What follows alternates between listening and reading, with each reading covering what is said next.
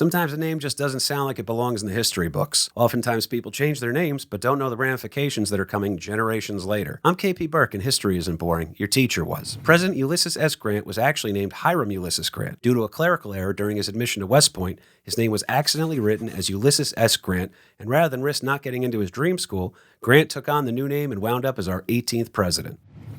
A famous Native American was originally named Goyakla, which means one who yawns.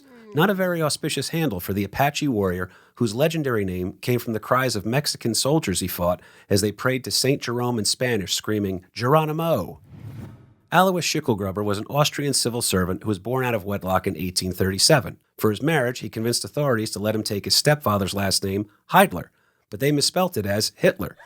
Alois would go on to have a son named, well, you probably figured that out by now. Some believe that Schicklgruber eerily translates to fate digger or money grubber.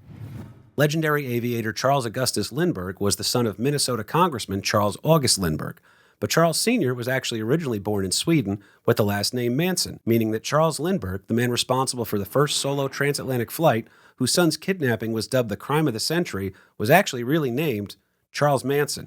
You like weird stories from history? I wrote a whole book full of them. Link in the bio.